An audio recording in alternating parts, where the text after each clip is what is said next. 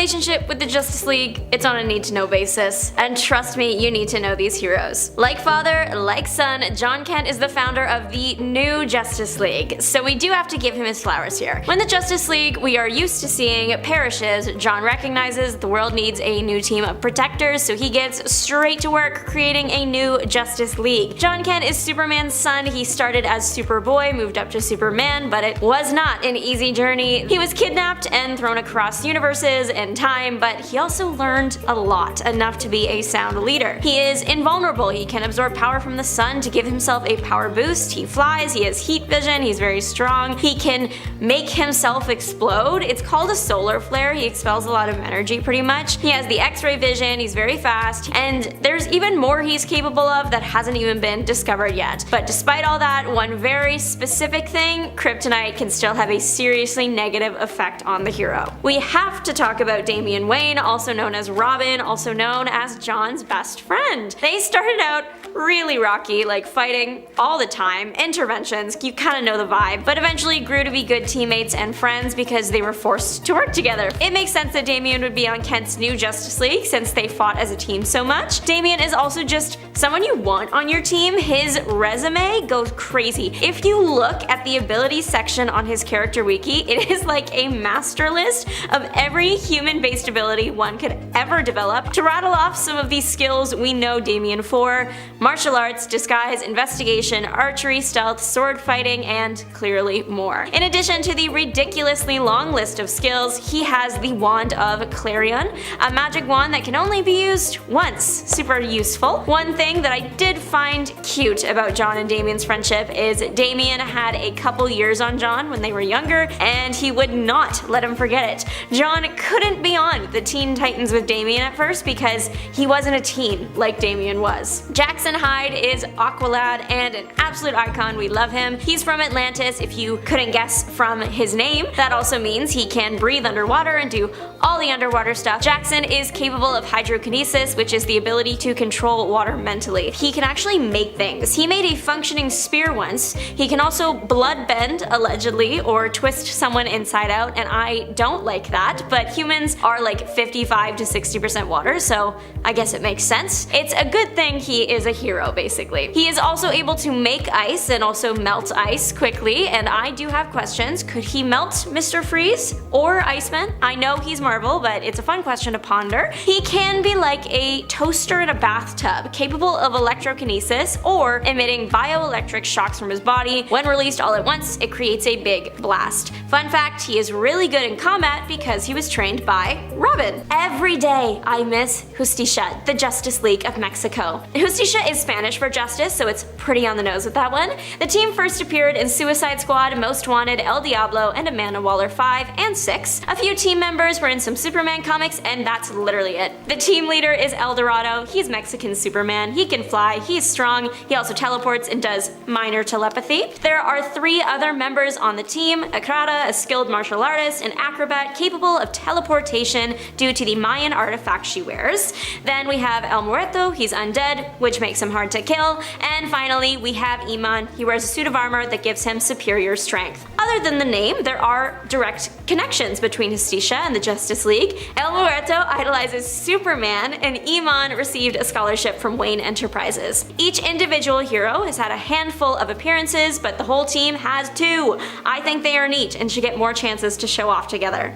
Up next is Master Cola, better known as Insight, and that name is very fitting, of course, and I will tell you why. Insight's original occupation was information thief, but then Supergirl caught him and helped him get it together. After a brief stint in jail, he decided to use his thievery skills for good. He was going to steal the data from the Department of Extra-Normal Operations that exposed their shady behavior because he believed the public deserved to know. It's a tall order to fulfill, but he managed to get it done. He built himself some hero armor and infused his blood with nanotech. The nanotech would interface with his skeleton, which he cybernetically enhanced, as well as any wireless signal it would interface with too. He let himself be arrested by the DEO so that once inside the base, the nanotech in him would activate. This would lead to the systems being hacked and the info being gathered. Upon escape, Insight was able to take this information and load it into a database to be shared, exposing all that corruption. Insight becomes affiliated with the Justice League, created through the Justice Foundation, and that is a superhero think tank founded to improve humankind through the creation and application of innovative technologies and advancements in medicine. He got his dream job.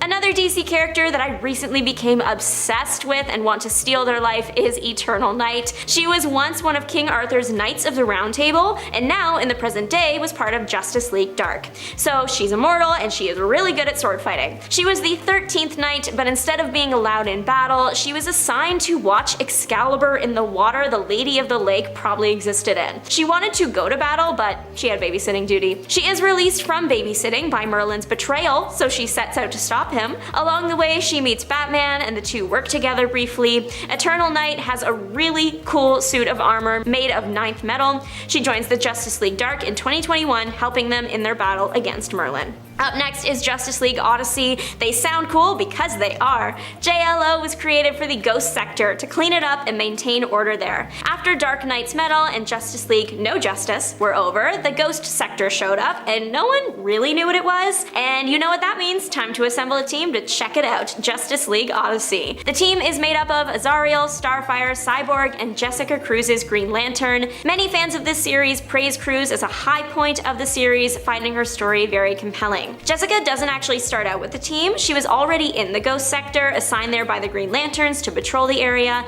It's during one of her patrols that she finds the team. The story follows the JLO as they aim to help the planets that exist in the Ghost Sector. The planets are being held captive, and to add on to that, Darkseid is gunning to take over the multiverse, so there is a lot happening, but it's a fun read. And finally, Alan Scott. The Earth's first Green Lantern has gotten a pretty stellar revamp.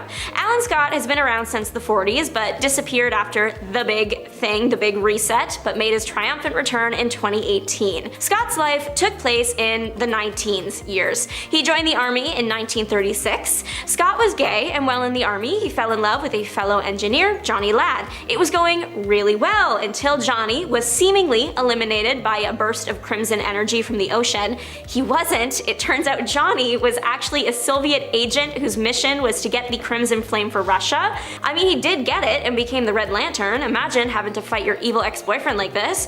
Anyway, after Johnny died, Alan was discharged from the military because they didn't approve of the relationship. Alan wasn't doing well and checked himself into Arkham Asylum to be cured, which is very sad, but he met a woman there named Billy who carved him a lantern as a present. When Alan escaped, he took this lantern and jumped onto a train. On that train was his next boyfriend, train conductor Jimmy. They would hang out on the train together during Jimmy's shifts, but then one night, the train went over a bridge that blew up. So the train blew up and everybody died. But Alan, because what is a superhero without immeasurable amount of trauma, the reason Alan survived was the lantern from Billy. It started emitting a green light, healed Alan's wounds, and boom, now the Earth has Green Lantern. Alan joined the Justice Society of America. Then there was a moment where he was written out of history and then written back in, then had to deal with time travelers. Alan's been through a lot. Let's give him a break. Number 10, the Wonder Twins. Look, they aren't really Justice League members, but they were interns, which is like part of the way there, right? Maybe. If you watched that video about weird DC multiverse characters, then you know these two. The Wonder Twins are two alien siblings from the planet Exor who possess some interesting shape-changing powers. The sister Jaina has the ability to transform into any animal, which is a potentially very useful and powerful ability, and it's always pretty fun. The brother, on the other hand, Zan, is capable of turning into water in any of its states, so liquid, steam, or ice. Again, potentially pretty cool, but more often it's not though. And honestly, he always seems to play second fiddle to his sister anyways. The two were first introduced in Super Friends, where they were much more cheesy and did a whole lot of fist bumping. They still do, but it's sweet now. Number 9, Hawkgirl, a classic. After assisting in the defeat of Barbados and the Dark Knights, Kendra Saunders' Hawkgirl was recruited to join the new Justice League as Hawkgirl, a core member of the team. Nice. While not a totally new character, she did have a fight with Barbados, and that gave her this new nth metal fusion power. This gives her nth metal psychoreactive wings that look totally awesome. They can slice through flesh and are able to completely heal all by themselves. She has been reincarnated so many times and has so much experience that she makes an extremely effective and powerful member of the Justice League. As well as her cool new wings, Kendra also has several powers including enhanced strength, enhanced durability, enhanced vision, accelerated healing, self-sustenance, and has been taught telepathic resistance by Martian Manhunter. Unfortunately, she was one of those members of the League affected by the death of the Justice League thing. But that leads us directly into the next 5 points, so that's good. Number 8. Jace Fox's Batman. Okay, yes. I'm structuring this a little differently. So after the death of the Justice League, 5 legacy characters have been teased to be stepping up into the mantles of their predecessors. Timothy Jace Fox seems to be the one stepping into the role of Batman. First appearing in Dark Knight's Death Metal number 7 last year, he actually took on the role of Batman after Gotham became a police state ruled by the Magistrate, who hunted down masked characters, and Batman seemingly met his demise. That's Bruce Wayne Batman. Jace wears a batsuit very similar to the classic, only with a full face covering. In the art for the new Dark Crisis coming out next month, he seems to just have a regular cowl though. He has created a new bat symbol and has teamed up with Jason Todd Nightwing. He also hums to himself while fighting criminals, which is kinda cute, honestly. Number 7. Jo Mullane's Green Lantern. Sojourner Mullane was granted a Green Lantern ring after she was unceremoniously fired from the New York City police force. She became the Green Lantern of an unnumbered sector, with her first main job being in the City Enduring, an alien planet city inhabited by 3 previously warring races. She's tasked with solving the city's first murder in 500 years. Pretty serious. Jo's ring recharges over time instead of requiring a battery, which, as a trade-off, makes it a bit weaker. It's still a Green Lantern ring though, so she ain't someone to mess with. This non-reliance also proves really useful when the central power battery explodes at a Green Lantern meeting Jo was running late to, taking out a bunch of lanterns and depowering a whole heck of a lot more of them. She took charge here like a true hero should. She has been teased to be taking over the role of Green Lantern. Obviously. Number 6. Fire. Beatriz da Costa is a founding member of the Justice League International. She made her first comic book appearance in DC Comics Presents, issue number 46. She started off as an amateur model, like we all do, in Brazil, and then became a showgirl and stage performer, and eventually she became an undercover secret agent for the Brazilian government. That's usually how it happens, right? I mean, I'm trying the exact same career path right now. I'm hoping Brazilian undercover agent is next. Check out my emails. So close. One of these missions, she was actually exposed to a pyroplasmic explosion. See the name fire, you know? It's starting to make more sense now, eh? I gotcha. This caused her to obtain some superhuman powers, and at first sported the name Green Fury. And before the Justice League, she joined Global Guardians. Then along comes the Justice League International, and her and Ice Maiden decided to go and apply for this job. This was after Black Canary's resignation, and at this point, some members were being abducted. So the Justice League took them on, sporting the new and I would say improved names, Fire and of course Ice. Number 5, Booster Gold, aka Michael John Carter. There's the link. Picking up in Justice League International Volume 3, we find Booster Gold as somebody who craves attention, as we all do, but a leader that was controllable nonetheless. So he became a superhero after saving the life of President Ronald Reagan, using technology from the 25th century.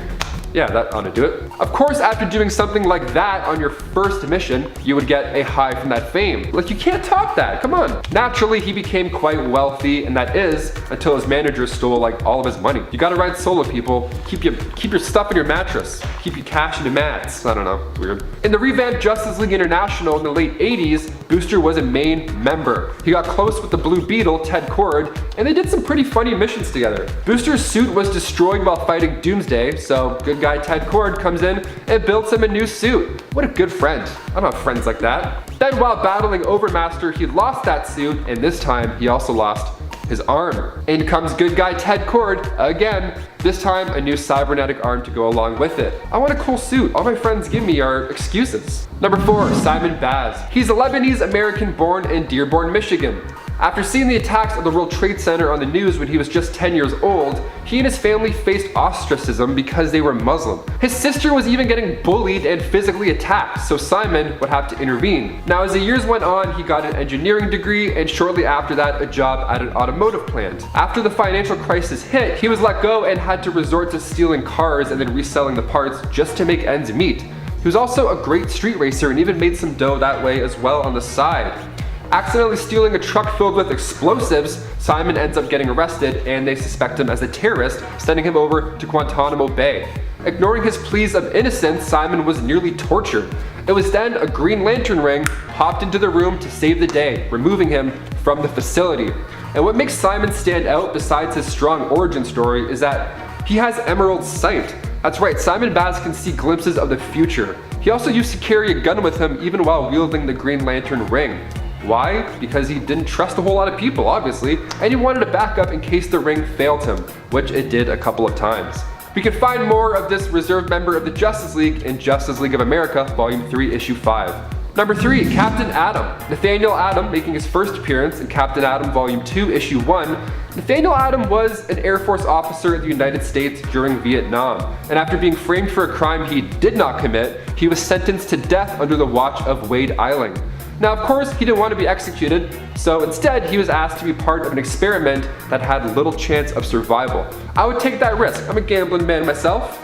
The test is just wild. They had the hull of a crashed alien ship and wanted to see how tough it was. So they strapped a nuclear bomb underneath it while our boy Adam was still in the ship. That must be an odd waiting time. I wonder how that feels, just sitting there like, hope it works. Turns out it felt pretty badass considering the alien metal melted to him, and then he shot forward in time by 20 years. Sweet. So Captain Atom, a rather fitting name, joined the Justice League and eventually served as the leader of the Justice League Europe. We can find him front and center in Justice League International numero 7. Go check it out. Number 2, Steel. John Henry Irons, making his first debut back in '93 in Adventures of Superman issue 500. And after the world lost Superman, John Henry Irons tried to take the Man of Steel's place by using a high-tech suit made of armor. Then once Superman came back, he was simply just referred to as Steel. I mean, OG Man's back in town, you gotta change the nickname. Batman made the conclusion that the Justice League was full of brawn and needed a bit more brains. And boop, Steel has entered the chat. Steel crushed it too. He helped defeat Prometheus and the Queen Bee, and he led the reserve team as well, which included Huntress, Barda, Zuriel, and Plastic Man. He kills it. And finally, at number 1, we have Dr. Light, Kimio Hoshi.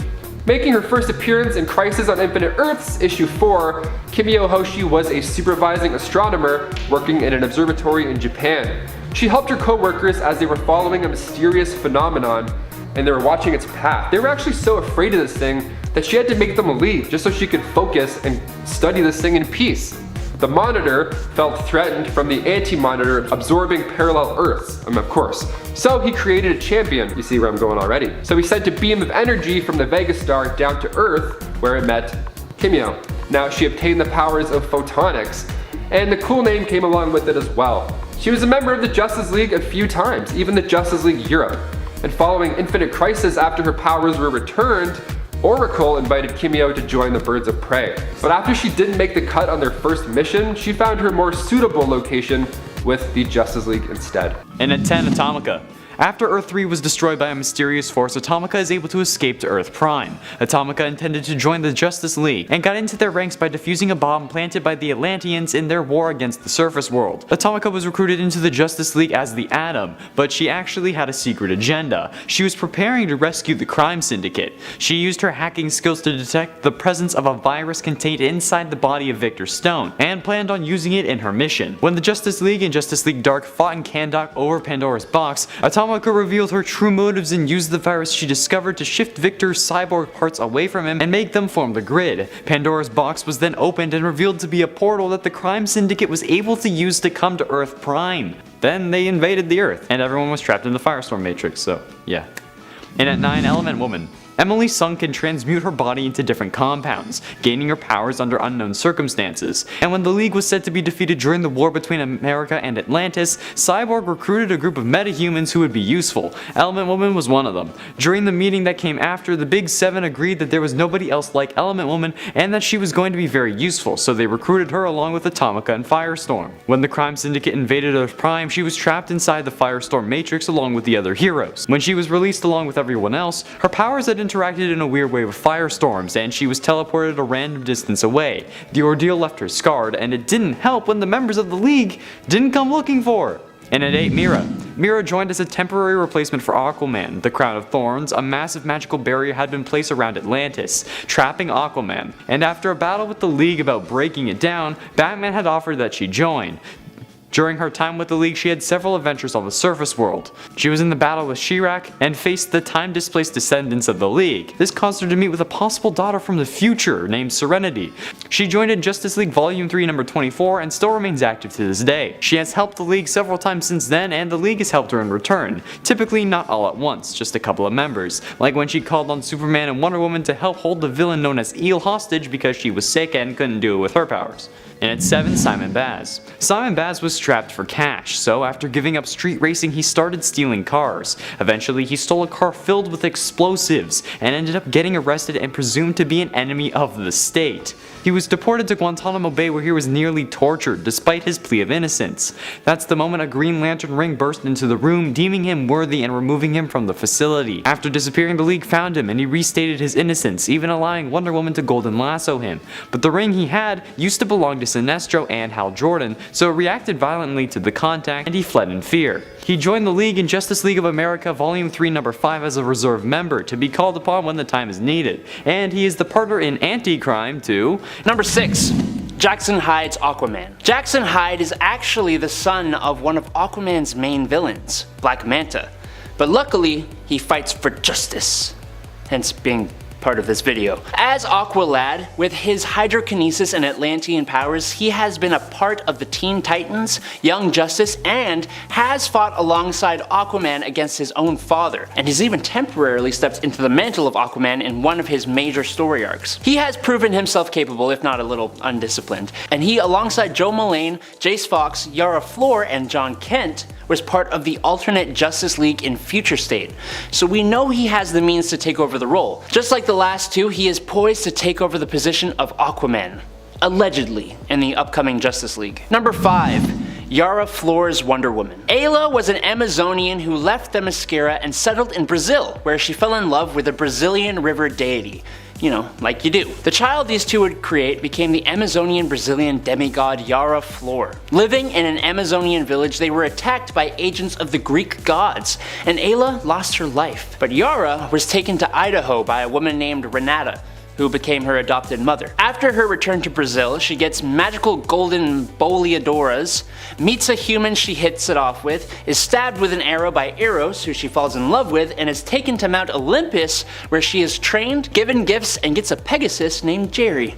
Nice. She's offered the role of becoming Hera's champion, but after learning of her true origins, she refuses, and after a lot of scuffling, she brings some Amazons to defeat those responsible for the de-lifing of her own mother. She has become Wondergirl, and was Wonder Woman in that Future State Justice League I keep talking about to defend my reason for putting these characters on this list. It will be cool to see her actually step into the role of Wonder Woman, if that's what happens. Number 4. Jon Kent. And last, but extremely not the least, apparently stepping into the role of Superman in the Justice League will be none other than his own son, Jonathan Samuel Kent. Look, it just makes sense.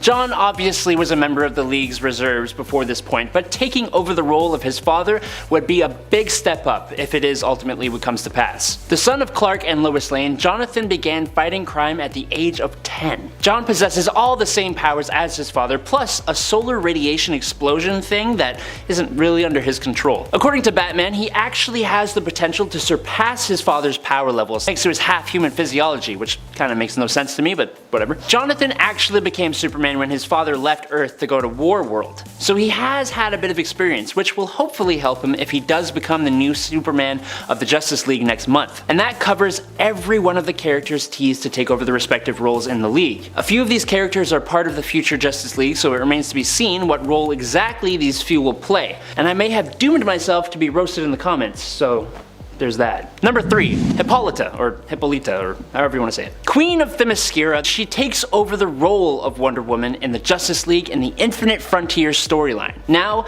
Diana isn't perished. Well, she is now, but not when her mother took over in the Justice League. Diana had ascended after defeating the Darkest Night, and with Hippolyta having dubbed Nubia as the newest ruler of Themyscira, she was pretty free to take on the role in the Justice League. It's interesting to see her interact with Aquaman, and the small amount of time her and the number 1 spot got to work together was also rather interesting. As an Amazonian, she possesses pretty much all the same powers as her daughter, just better because, you know, she's been around longer. Unfortunately, this whole thing didn't last very long with the whole death of the Justice League thing. Number 2. Naomi McDuffie. Joining the team just after our number 1 spot in Justice League Volume 4 number 63, Naomi McDuffie is a teenage energy-based hero who was actually sent to the Prime Earth from an alternate reality to be spared from this really crazy villain, Zumbado, who rules over her native Earth. While her powers are unstable and she hasn't quite learned a complete control over them yet, Powerhouse's powers are confirmed to be Omega level in nature,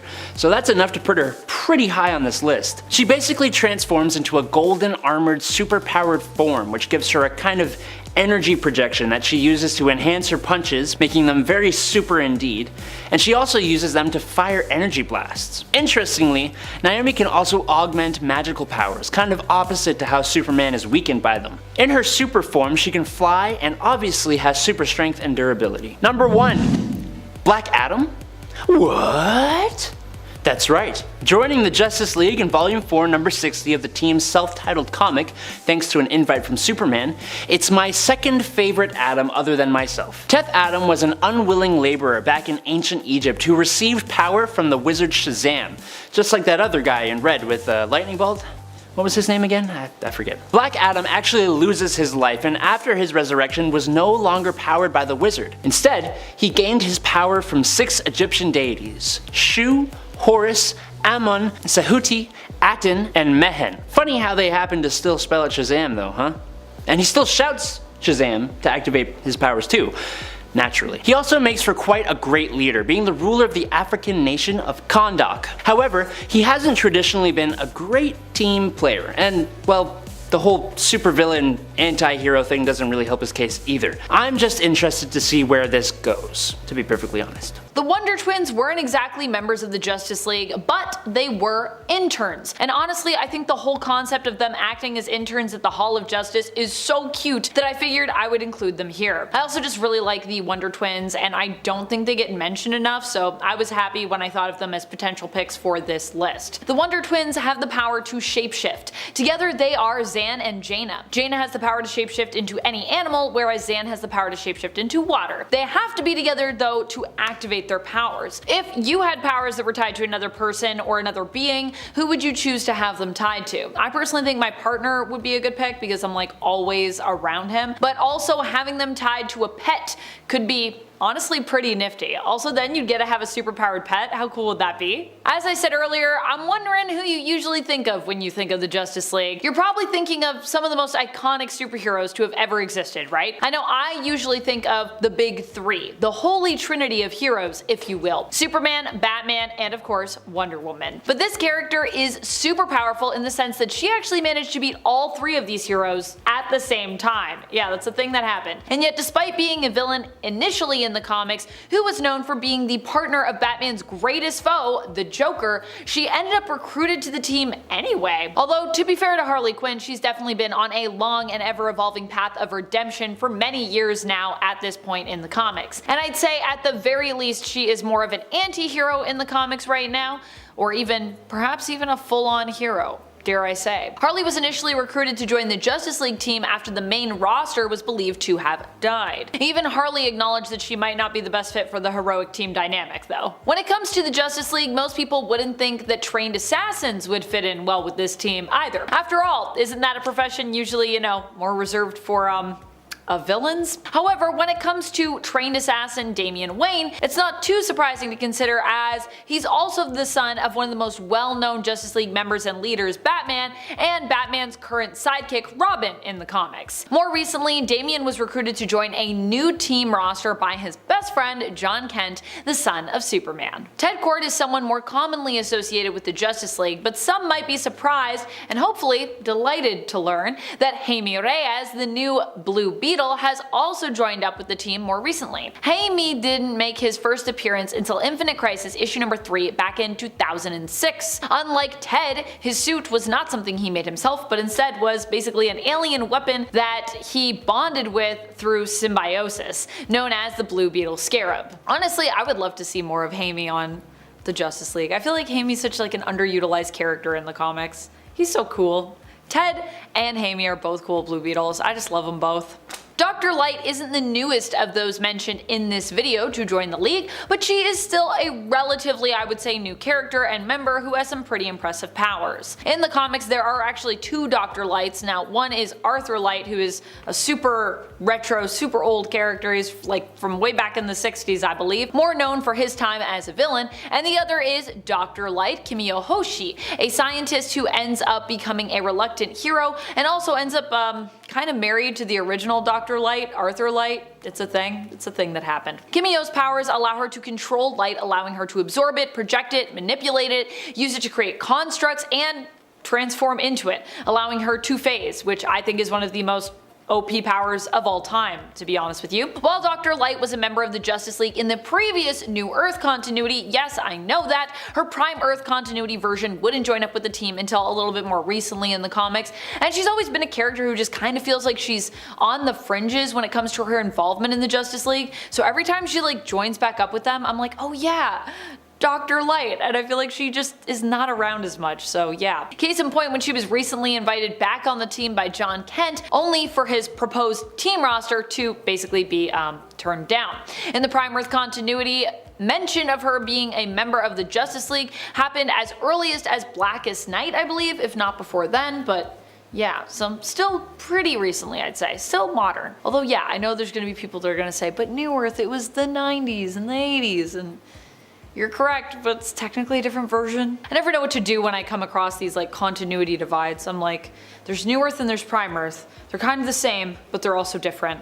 DC Comics, continuity, what's up? What if I told you a fictional monster recently made their way onto the Justice League for a brief time? Would you believe me? Well, believe it, because it happened when Frankenstein was recruited to the team by Superman's son, Jonathan Kent. Even as I say these words, they do not sound real to me, but yes, this happened. Granted, the addition of Frankenstein to the team as a replacement roster, like previous members I've talked about that were suggested, was of course also rejected by Black Adam. But ultimately I do think Frankenstein, had he been allowed to remain, would actually make a pretty solid member as a seemingly immortal, super strong and durable zombie. Because that's what he is. In the comics, Frankenstein is a zombie who, like in the original story written by Mary Shelley, was created by Dr. Frankenstein. However, whereas in the novel, electric current was used to reanimate the assembled corpse parts, in the comics, alien blood played a crucial role in Dr. Frankenstein's corpse reanimation experiment. Aquaman also recently joined up with the Justice League, and if you're thinking, wait a minute, he's been a long time member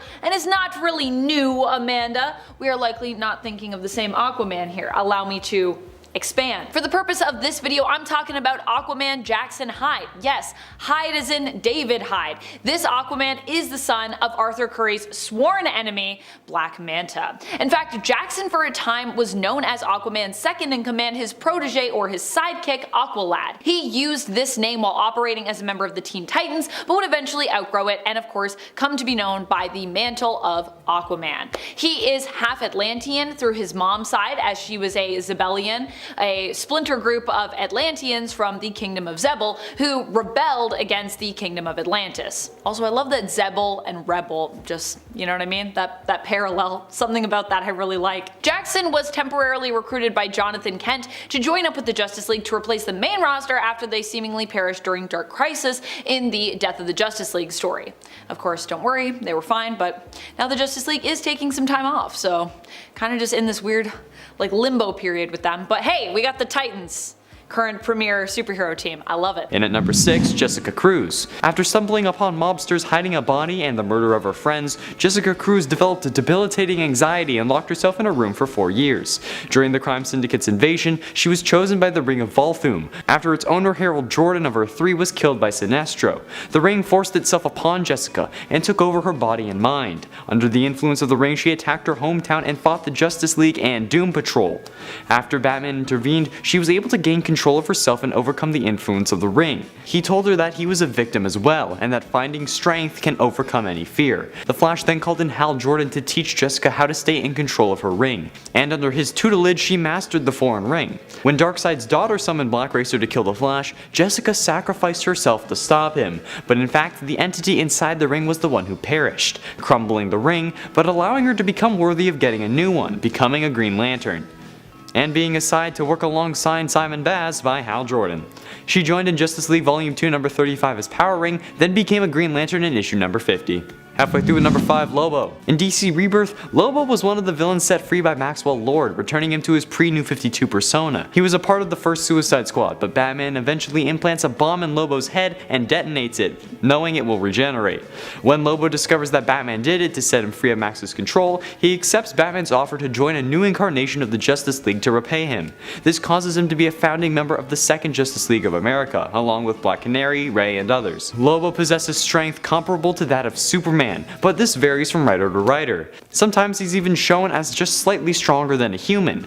His extreme durability varies as well, but he is always shown as a ruthless bounty hunter who will complete a contract once it's taken, unless he gets a counter contract for more money. Then he takes that, which is understandable and a great way to run a business. He would be on Forbes Top 100 for sure. And at 4, Ryan Choi.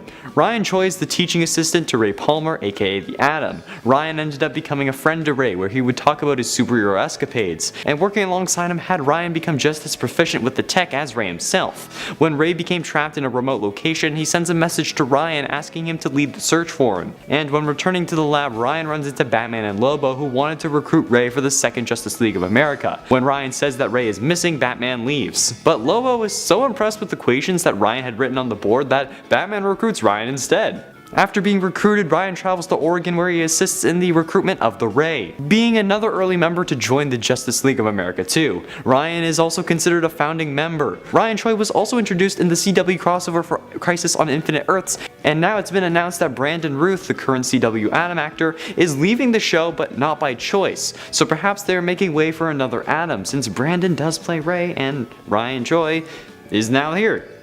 And at 3, Killer Frost. The Rebirth version of Caitlin Snow seems remarkably similar to the CW version. This is probably where the show got the idea, especially when the first Killer Frost Rebirth comic starts off with "My name is Caitlin Snow." At some point before Rebirth started, she was captured and transported to Belle Reve, where she was forced to join the Suicide Squad. After reforming and saving the world from Eclipso, a cosmic entity representing the wrath of God, by absorbing a small amount of life force from all Justice League members and then blasting the hell out of Eclipso, get it? Because he's the wrath of God, so he's blasting the hell out of it. No? Okay, I'll stop. As I was saying, she defeated Eclipso and saved the world, so Batman released her on parole and recruited her for the Justice League of America too. She defeated Eclipso in Justice League vs. Suicide Squad number 6 and joined the JLA2 in Justice League of America Rebirth number 1, and is considered a founding member as well. Penultimately at number 2, Starman. Will Payton was a 1980s superhero. He gained the abilities of flight, super strength, slight shapeshifting, altering appearance, and blasts of energy after being struck by a bolt of energy from a satellite. However, he had seemingly died fighting Eclipso. In the 1990s, it was revealed that his fate was not what it appeared. The bolt of energy that had given him his powers in the first place was revealed to be the essence of an alien prince named Gavin. Really? You're an alien prince, but your name is still Gavin?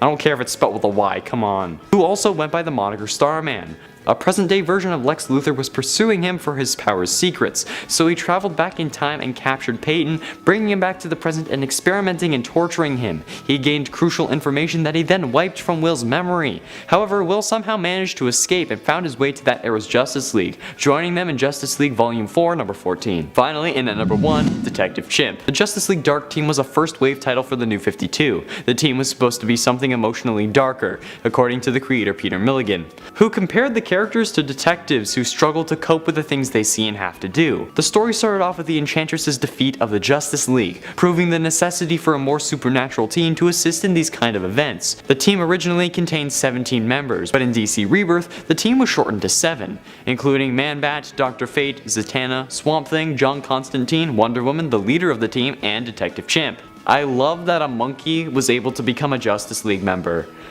Well, I mean, technically Justice League, but like, not really. Like, Justice League adjacent. Monkeys are my favorite animal anyway. Now, originally I was going to choose Animal Man to start off today's list, but then I remembered he got an absolutely amazing solo run. So even if he's not super popular, that did give him some recognition, but on the other hand, Marie McCobb, who is the superhero known as Vixen, hasn't really gotten her moment to truly shine yet. This fashion icon, talk show host, and animal activist is able to channel the powers of any animal that has walked or evolved on Earth, similar to Animal Man, but she does it through the mystical object given to her ancestor by the god Anansi called the Tantu Totem. Originally it was shown that the Tantu Totem gave her her abilities, but over time it has been changed so that the totem more just helps hone said abilities. Basically, Vixen has a strong connection to the Red, which is a magical thingy that connects all animal life in DC. Normally, she uses this power for flight and to enhance her speed, strength, senses, and healing abilities. She also sometimes uses the poisonous abilities of certain animals and has even been able to fully transform into animals. Vixen's ability is so incredibly vast that she can use the light of an anglerfish to create a powerful laser, the armor of armored beetles to withstand a punch from Superman, and she could even create a force field using just the energy from the Red itself. Absolutely impressive. One of the wilder concepts of DC's original multiverse was the real world, which was, or used to be just another universe, named Earth Prime. The Flash discovered this in Flash number 179, when he stumbled onto Earth Prime and turned to the employees of DC as the only ones who'd believe his story. Julius Schwartz helped him return home, but the machine Flash used to get here stayed at the DC offices. Several years later, DC writers Carrie Bates and Elliot Magan discovered the machine still had enough power left to send Magan to Earth 1, the GLA world, and Bates to Earth 2, the JSA's home. The Criminal Injustice Society took advantage of this by turning Bates into a supervillain, and combining his new powers with his blotting ability, Bates single-handedly took down the Justice Society, then went after the JLA. He did well until Magan shattered his confidence with a few well-placed insults about Bates' writing. The JLA won, the JSA got better, and the duo, now depowered, returned home. I think a writer would have a huge home field advantage against the heroes, so that feels a little unfair, but hey, make of that what you will. Lucas Snapper Carr is quite possibly the most annoying team mascot I have ever seen. Appearing for the first time when the League faced off against Starro, Snapper Carr is characterized by what DC Comics thought would help their comics relate to the youth. Emphasis on thought here. He has a quote-unquote youthful exuberance, incessantly snapping his fingers at everything, and has a tendency to inject really groan-worthy humor into serious situations. Sure, his intentions are usually good-natured, but Snapper Carr has earned a reputation among fans as extremely annoying due to his penchant for making seemingly out-of-place jokes and remarks, even in moments of high tension. His incessant snapping and habit of addressing his peers with nicknames, and like really out-of-touch ones like Daddy-O, can come across as overly casual or inappropriate, undermining the gravity of certain situations. His presence does provide moments of comedic relief, and he remains a distinctive figure in the DC universe, but like only because we all roll our eyes when we see him, for better or for worse. Look pal, if somebody who uses words like cripes and euchred on a regular basis is calling you out of date, then you are. Now I'm not actually too sure if you folks will or won't know Andrew Bennett, aka I Vampire. I think more invested comic book readers likely do know this vampire, but maybe a casual reader or fan of DC might not. Look, as a big vampire fan, obviously this one was in the back of my mind today. Vampires are practically indestructible and can regenerate any damage done by consuming blood. They have superhuman strength, speed, reflexes, stamina, can transform into bats, wolves, rats, and mist, and have enhanced senses and a bit of psychokinesis. Despite that, they do have some major weaknesses that pretty much everybody's aware of, with the big one being the sun, unless they can find a way to temporarily make themselves immune. But for I Vampire, he has a peculiar ability to eventually automatically revive himself even after he's killed, even if he becomes a pile of ashes from the sun. This guy survived to the end of the universe. This ability is a bit of a mystery even to Bennett himself. Like when he survived to the end of the universe, it was at the will of the Presence, aka God, leading some to believe that this may be true in all cases, but it's not actually confirmed. In my opinion, he's pretty cool. I love a good vampire moment. The Justice League have made some interesting recruiting choices in recent years. One of their most surprising recruits to some may be in their choice to welcome longtime Shazam villain Black Adam onto their team. Huh? However, I think the important thing to consider here is Black Adam's more recent history. Sure, he's been a villain for a long time in the comics, but in recent years he has actually acted as more of an anti-hero, being more known as a strong and loyal protector for his people and the land of Kandak. Even, yes, going on to earn a place on the Justice League. Surprising, but it's a thing. Hippolyta is definitely not someone you'd perhaps expect to see on the Justice League, but after her daughter Diana Prince, also known as Wonder Woman, ascended to cosmic godhood for a time following the events of Dark Knight's death metal, Hippolyta took up her place on the team. You might be thinking, but wait a minute Amanda, isn't Hippolyta also the queen of the Amazons? Didn't they need her? How did this work? Well actually at this point Hippolyta had actually stepped down as ruler, with her role as leader being passed on to Nubia. Naomi is a new and original superhero who was recruited to the Justice League shortly after her introduction in the comics. She made her comic book debut in her own self-titled series in Naomi issue number 1. She was created by Brian Michael Bendis, David F. Walker, and the amazingly talented Jamal Campbell. We love Jamal Campbell, his art is stunning. Naomi believed initially that she was just an ordinary girl, but would go on to learn that she actually had powers very similar to Superman. However, she is not directly connected to Superman.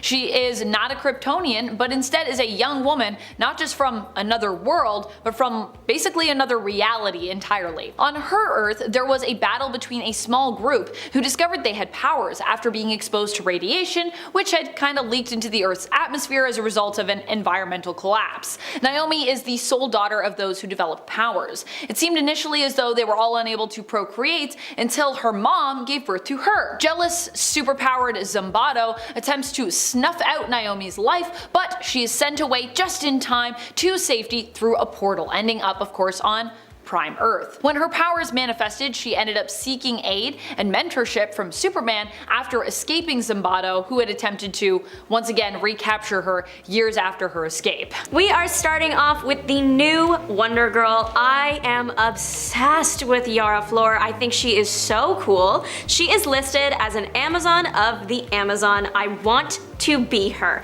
There have of course been other Wonder Girls, but Yara debuted in 2021. Her mother was an Amazon who ended up in Brazil, and while in Brazil, she fell in love with a local deity, and then we got Wondergirl. Yara was born in Brazil, but unfortunately did not get to grow up there as her mother was taken out, so she was taken to safety to be raised in Boise, Idaho. At 21, she traveled back to Brazil and quickly starts to be a hero, saving people from burning cars and meeting mermaids. Truly was not the vacation she thought she would be getting. She ends up on Mount Olympus at one point and literally trains with the gods and got a Pegasus named Jerry. The fact that this isn't my life is actually heartbreaking. Yara's powers include generally being a superhuman, but also she is capable of currently limited hydrokinesis. Part of her various training led her to be a master in archery, war, horseback riding, combat of all forms, and swordsmanship. Yara goes through a few more character building battles before it's time for her to join a JLA team. When Dark Crisis rolls around, she is offered a spot on Jon Kent's new team. We'll yap about that next. She actually rejects him at first, but then Titan Tower is attacked and she reconsiders Jon's offer, ends up helping the team out. She is my hero, and I hope she stays here forever. Like father, like son though, Jon Kent is following in his dad's footsteps and taking charge, creating the newest iteration of the Justice League. This new league is made up of Supergirl, Dr. Light, Booster Gold, Jamie's Blue Beetle, Ted's Blue Beetle, Damian's Robin, Jackson's Aqualad, Frost, Harley Quinn, and Frankenstein. That is quite the lineup of 10 young heroes. This team was formed in 2022's Dark Crisis 1 because the older Justice League members all perished and the worlds are pretty messed up and need heroes to keep their villains at bay. There were some more experienced heroes around, but they didn't believe the Justice League was actually dead, so they were busy out looking for them. The new Justice League was a band of misfits, but they had heart and determination and they were doing their best. Though the team didn't end up working out, it was interesting and it gave Harley Quinn the chance to show off her heroic side. Up next is the Ray. I know the character isn't like new. He existed before the last reset, but he is back on a Justice League team. Ray made his debut back into the main story now in JLA, The Ray Rebirth, in early 2017, joining Batman's new JLA that same year. I personally think Ray's story and powers are super interesting. He absorbs light and then can take it and direct the energy from it in light beams, rearrange molecules, create things out of light, and because the way we see is through light hitting our eyes, he can manipulate light, causing illusions. He is also able to make himself invisible by bending light. Ray claims that if he were to absorb enough light, he would never need to nourish himself again, so photosynthesis, but that's the only plant thing about him, I assure you. For most of his life, Ray was kept in the dark about his powers by being literally in the dark.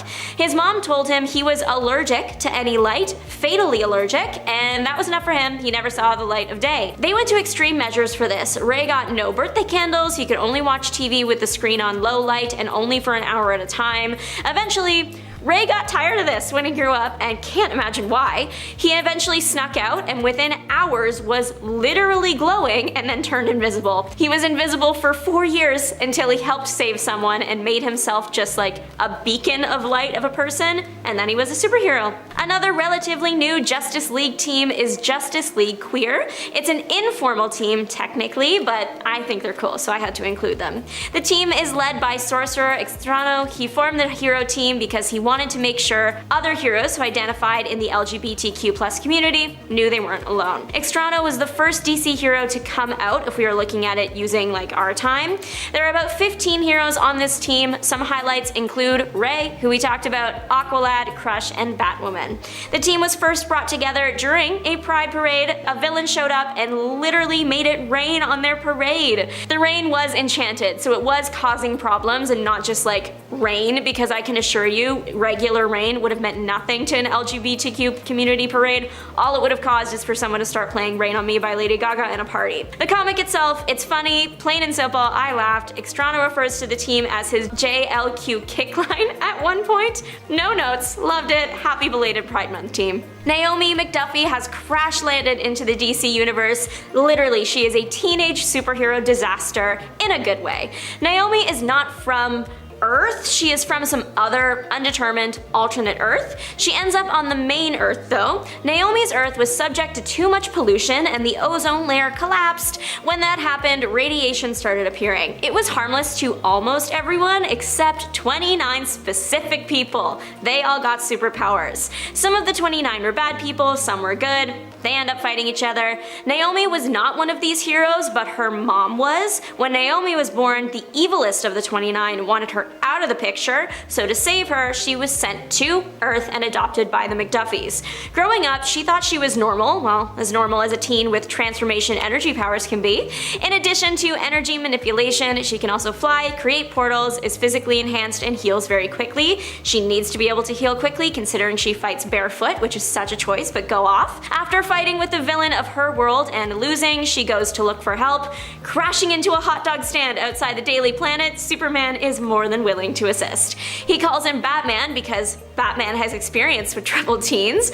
Eventually, Naomi finds her place on Earth, taking the name Powerhouse and becoming affiliated with the Justice League and Young Justice. Raymond Terrell was apparently born with a condition that didn't allow him any exposure to sunlight, or at least that's what he'd been told. Turns out, Ray was lied to his entire life. In reality, Ray's real father was Happy Terrell, a World War II hero known as the Ray. So turns out Raymond was actually born with the tremendous superpowers that only awaken with light exposure. So upon discovering this power, he went invisible for about 4 years, before saving a friend, turning the assailant invisible, and then restoring them to scare the bejesus out of him. Ray is a being of light and has many abilities as a result. For example, once his body absorbs natural light, as sunlight or artificial light, he can direct the energy to rearrange molecules into any form, matter, or energy. With the projected energy, he can fly, project rays, beams, and bolts of destructive light, and create constructs out of pure light, similar to a Green Lantern's construct. Obviously, he can bend light to make himself or others invisible, but he can also do a similar thing in order to create illusions, and after consuming light energy, he can actually sustain himself off of it,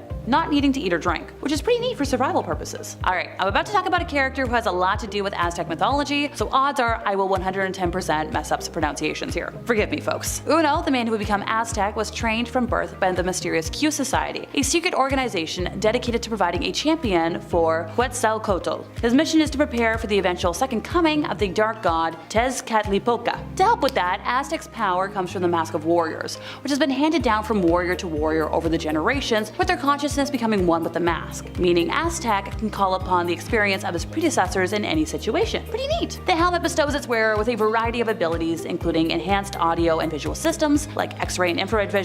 It protects the wearer, increasing physical strength, and will even transfer full motor control over to the helmet if the wearer becomes unconscious. The armor can camouflage itself, turning it invisible or reducing the wearer's molecular density. The gauntlets contain energy blasters located in the palms, and launchers hidden in the wrists that can shoot wire nets, cables, or mini rockets. Kinda like Iron Man, the armor's chest piece acts as a power battery for the suit, and also allows the venting of highly destructive energy that can destroy a city block. you know, just casually. The suit also allows him to fly and allows Aztec to travel through space. It also just looks super cool. When the original Justice League was teleported thousands of years into the past and a new league was formed, Faith was one of those premier members. Only she was more like the member. See, the problem with Faith was that she solved pretty much any problem. She would almost always show up with some new power that was exactly what the League needed at any time. When she was part of a Black Ops team before the Justice League, she was literally nicknamed the Fat Lady. No, she's not fat, like it's not because of her physique. It was a reference to the saying, "It ain't over till the fat lady sings." Because literally whenever she showed up, the fight was over. So then what was the point of having a team at all? Fans kind of found her boring, since she was basically just a plot device and a waste of a powerful character. Which, what a shame. Maxima.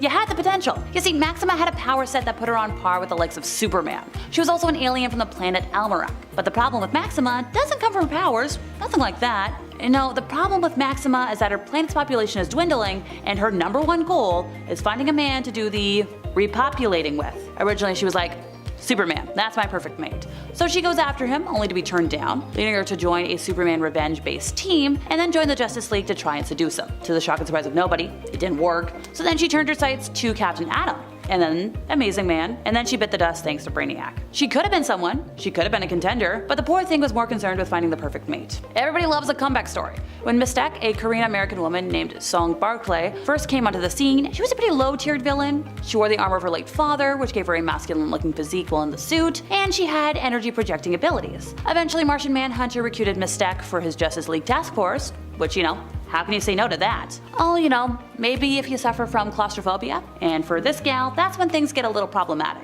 When the Justice League task force had to go into space, our gal panicked, kind of put a hole in the craft, and got sucked out into space, ending her short-lived membership on the Justice League task force. Hank Haywood is a name passed down through several generations of heroes. The original Hank was crippled during World War II, and a scientist used cybernetic upgrades to make him extremely powerful. He took the name Commander Steel, originally just Steel, and became a member of the All-Star Squadron. His grandson, Hank Haywood III, also had to be rebuilt after an injury, and he became the second Steel working with Justice League Detroit. Now, you may know of another hero who uses Steel in his name, John Henry Irons, who just goes by Steel. He stepped up as a hero, taking on an advanced exoskeleton and wielding, among many other things, his kinetic hammer. And he did this following the death of Superman, emulating Superman's beliefs and becoming part of the Superman family.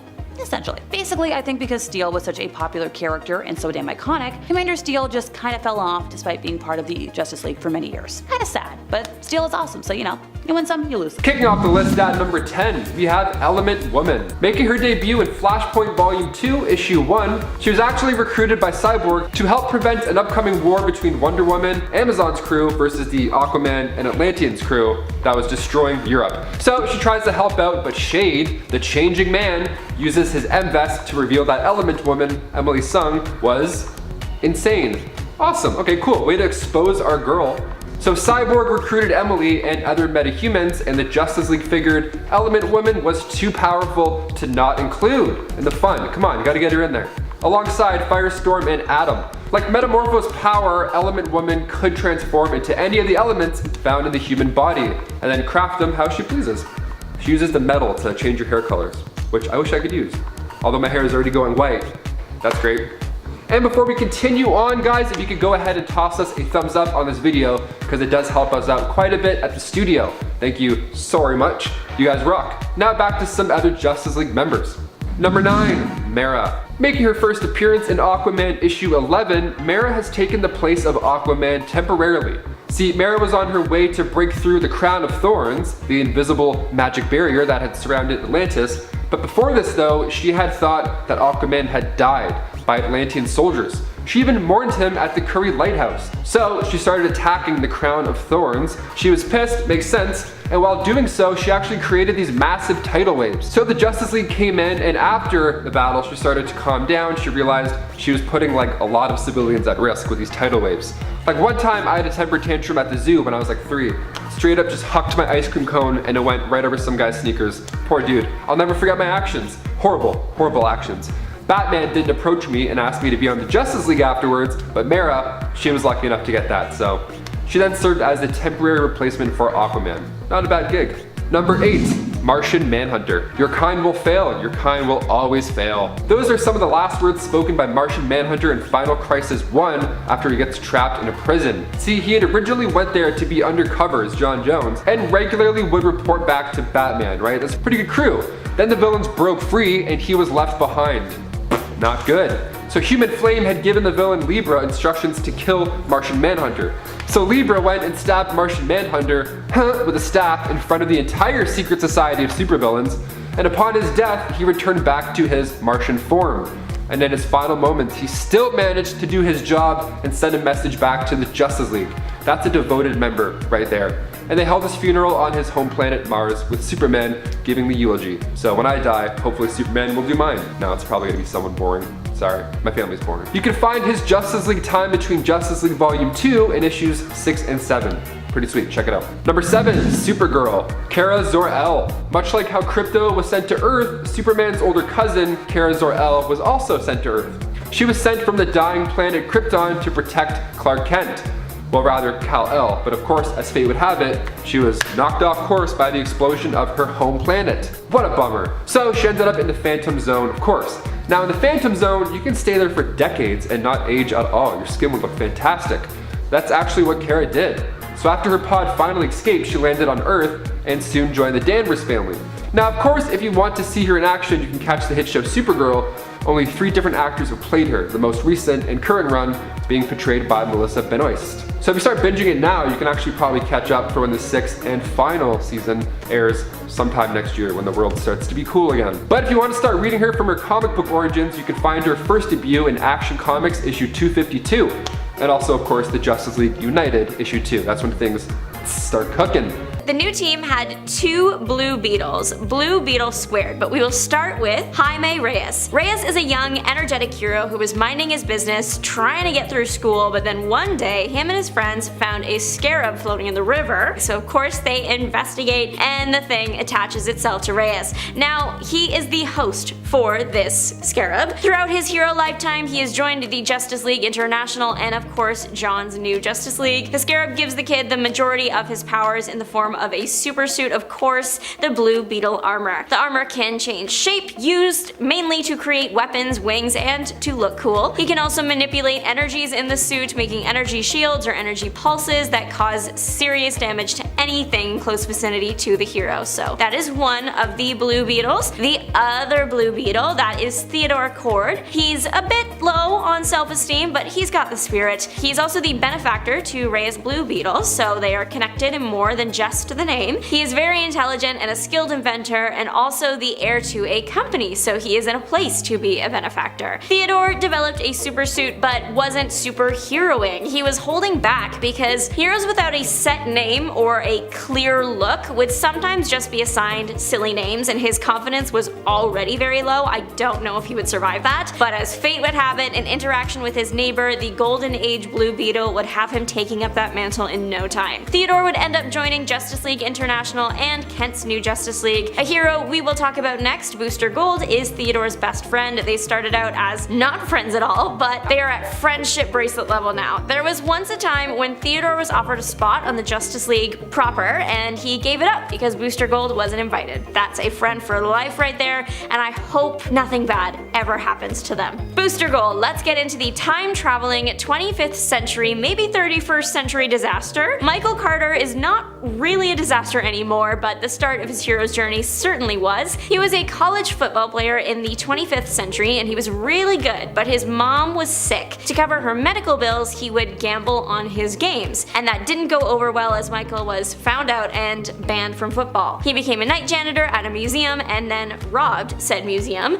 then arrived in the 21st century with the intention of becoming a big hero. He was selected to lead the Justice League International and then later joined Kent's League. As just Michael, he is just a guy, but most of his powers come from his equipment. He has a Legion flight ring, so therefore he can fly. Bet you didn't see that coming. His power suit makes him extra strong and is very good at protecting his body. Getting shot at means absolutely nothing to that suit. He is also capable of of producing a force field, he wears gauntlets that project energy and a visor to give him X-ray vision. Dr. Light has joined the Super Squad and she does not come to play. She's connected to the light of creation, meaning she can control light, manipulate it to her will. This is known as photokinesis. Dr. Light didn't tap into the full extent of her powers for a long time, but then she entered the orrery of worlds and all bets were off. She put the power to good use. Team Justice Incarnate was exorcised of the Great Darkness in no time. I think it's cool how she can absorb Kryptonian heat vision because technically, yeah, that is a form of light. She can also throw it back at people or things and it might even be more powerful than when it was absorbed. She can project light blasts and turn herself into light. She is literally the sun. When she does turn into light, she can pass through transparent material like glass. She also can fly because she is that girl. Dr. Light was once married to a supervillain who also went by Dr. Light at one point. They divorced and she ended up looking back on the relationship with disdain. She also joined Kent's new league. Lady Gaga, also known as Harley Quinn, joined Kent's new league. It really is just like the strangest assortment of heroes, but I kinda love it. Harley was a good choice for the team. She is just the right amount of unhinged. She is immune to most poisons, but she is allergic to cats, which I think is very, very tragic, and I'm so sorry, girl. She can fight, she can flip, she can fire any form of weapon, and she is sneaky. Having Harley on the team was a real asset, but also a problem at first because she spent most of her life as a villain, and Black Adam told League leader Jon that his team wasn't ready to fight because he had former villains on his team. I think we should give people a second chance, but that is just me. Harley was also part of another league called the Justice League of Wisdom, created to counter the Omega Titans. Reformed villain Frost seems super cool, pun intended. She has one of those names that you know what's going to happen to her. Her name is Caitlin Snow. It would be more surprising if she didn't get ice-based powers at some point. So she is a scientist and she was working on this engine, but then the engine was going to be used by evil people and that's not allowed. So Caitlin ripped out the wires to the engine's coolant system. She did a good thing that resulted in a pretty bad thing for her. She ended up bonded to ice. She craves heat, so that means heat vampire absorbs it from those around her. If she doesn't do this, her body starts shutting down. Usually it's a harmless thing, but one time she was locked in a freezer purposefully by a villain, and she was only able to get herself back to a livable state by almost absorbing all of someone else's heat. Frost joined Suicide Squad for a minute there, but her heart lies with heroes, so she joined the new Justice League of America soon after. Frank is a good one to know, but you might know him as Frankenstein's monster. This guy has joined the Justice League Dark and Justice League United, so he has range. For a long, like a few major world conflicts long time, Frank fought with Shade, even becoming a leader in a Shade project, but things started getting rocky with the relationship, so when the opportunity to join the Justice League Dark showed, he took it. Frank stuck around until it disbanded during New 52. Frank is going to be around for a long time since he is undead. He is also then immortal, but on top of that, he doesn't need to eat or breathe or drink. The undead guy has fought in too many wars to count and has won too many battles to count. As a zombie, he is very strong and his stamina is amazing. He is good with most weapons, his hands, guns, and swords especially. The only downside that comes with his Frankenstein status is that he can't heal. So if any injury happens and it's severe enough, he has to replace the whole section with a new body part, Frankenstein style. Frank seems like a super interesting character and I can't wait to see even more of him.